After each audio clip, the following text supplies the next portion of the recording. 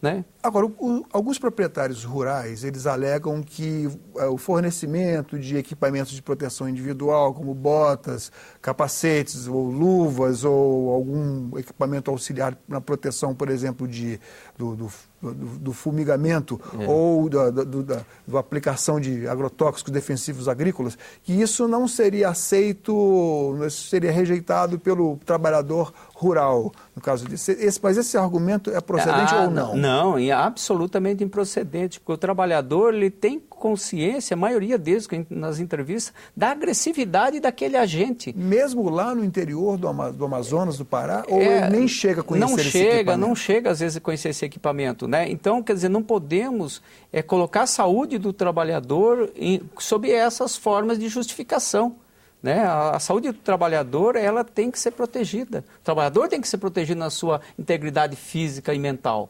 Né? O caso do agrotóxico, nós temos as lavouras de fumo, muitos casos de tomate, né? Trabalhadores aplicando, né? Quer dizer, então isso não podemos admitir. E os equipamentos servem para isso, para proteger o trabalhador. Esses equipamentos, lógico, eles têm limitação também, né? Então, vai depender também... Não haveria um rigor excessivo, por exemplo, numa fazenda de gado, o auditor fiscal chegar lá e exigir... Eu vou lhe dar um exemplo da norma regulamentadora 31, que é a norma que se aplica ao trabalhador rural, né? A questão ambiental. Dependendo do costume do trabalhador, onde ele vem, ele pode até, no alojamento, dormir em rede.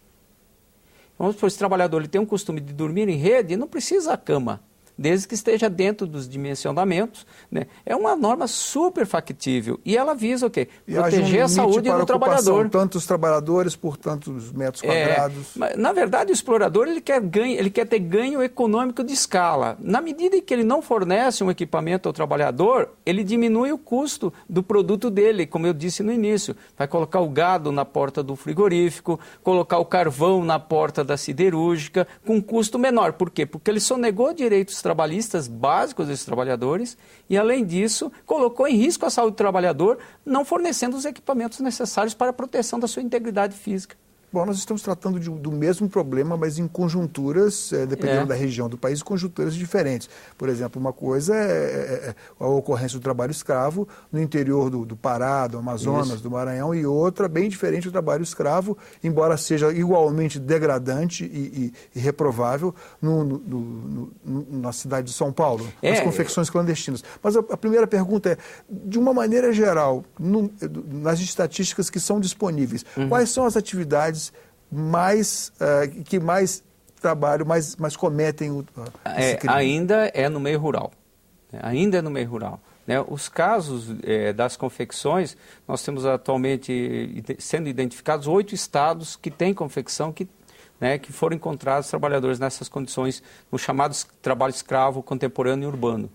O rural já é de longa data e as estatísticas estão aí para demonstrar que a maioria dos casos constatados ainda são no meio rural. Voltando ainda à diferença das conjunturas, o que implica, o que é necessário e quanto tempo decorre desde a denúncia até um grupo móvel, que é um grupo multidisciplinar e de combate, chegar a uma fazenda dessas, por exemplo, no interior do Pará, que está mais ou menos distante de tudo.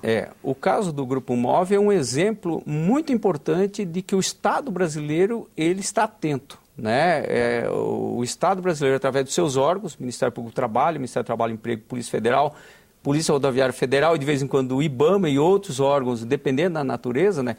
Nós nos reunimos, a chegada da denúncia, essa denúncia ela é filtrada também, não podemos também nos lançar, né, em qualquer operação sem ter base, pelo menos dar uma verificação dessa denúncia.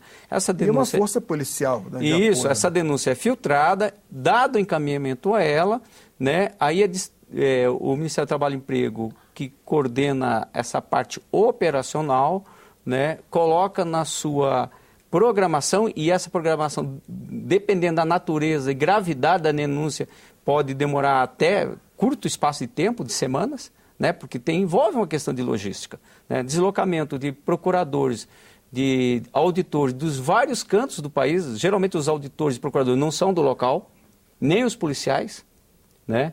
Muitas das vezes são deslocados de outras regiões, porque para a questão da segurança também, porque há um choque, há um enfrentamento com uma situação local, né? Então, esses procuradores ou auditores da localidade, eles são preservados.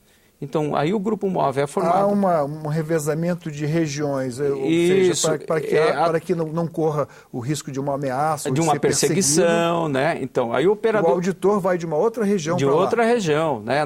Isso tem custo, né? Tem custo, o Estado brasileiro tem um custo com isso, né? Para o Estado brasileiro. Esses custos são contingenciados com frequência? Não, na questão do trabalho escravo, até hoje, no Ministério Público do Trabalho, nós não temos sofrido contingenciamento, porque é uma das prioridades do Plano Nacional, né, de Erradicação do Trabalho Escravo, né? O segundo plano, estamos em execução já do segundo plano. O primeiro plano nós executamos em torno de 75% das ações, né? E agora estamos em execução do segundo plano, né? Então está dentro de um contexto de política do Estado brasileiro, né? O esforço do Estado brasileiro de realmente erradicar ainda essa chaga que, como...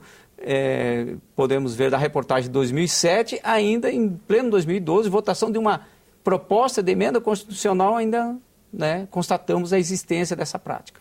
Dados do primeiro semestre deste ano de 2012. O agronegócio foi responsável por 41% da nossa exportação, da nossa balança comercial.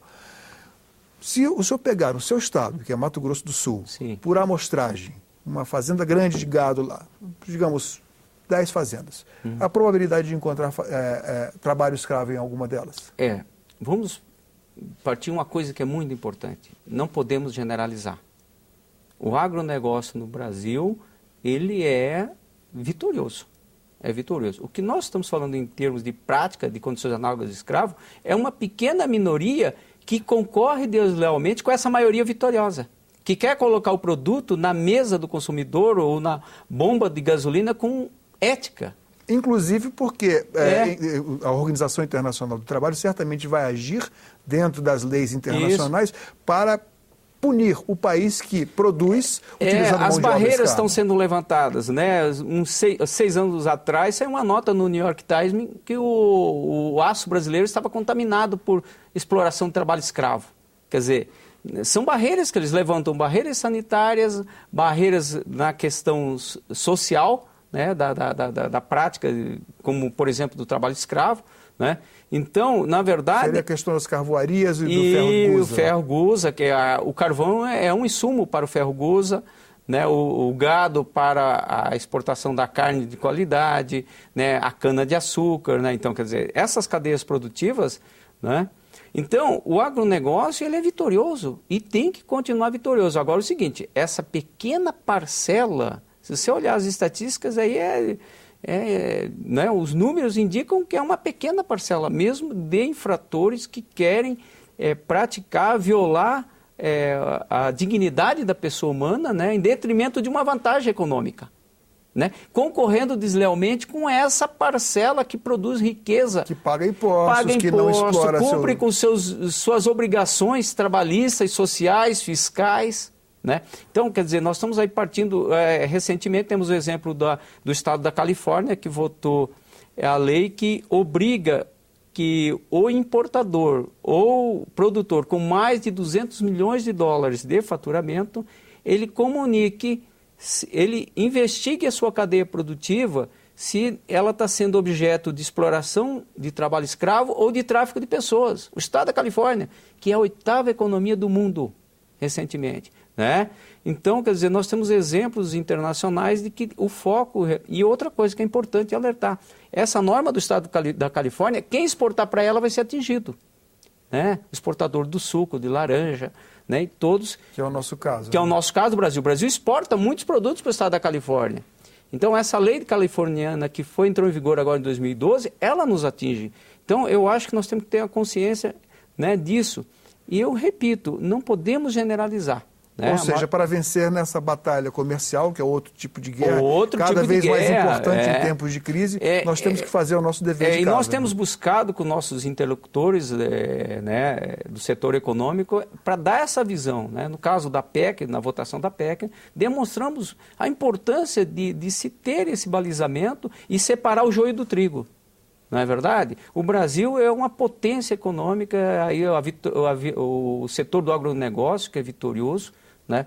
Mas só que essa pequena parcela ainda quer e continua praticando uma chaga que mancha, realmente, né? O produto brasileiro, eu sempre falo, ele tem que ser produzido na forma mais absolutamente ética, né? Ele tem que ter, na sua cadeia produtiva, não tem que estar pensando que ela esteja contaminada, não pode ter dúvida que ela tem alguma contaminação dessa forma de exploração. Tá? Então, isso é muito importante. Muito obrigado aqui pela sua presença, foi bastante esclarecedor e espero ter sucesso, que o senhor tenha sucesso em toda a sua cadeia de comandados aí. Não, de companheiros, de parceiros, e nos colocamos sempre à disposição e agradecemos a oportunidade. De liderados. Eu falo que todos somos parceiros, né?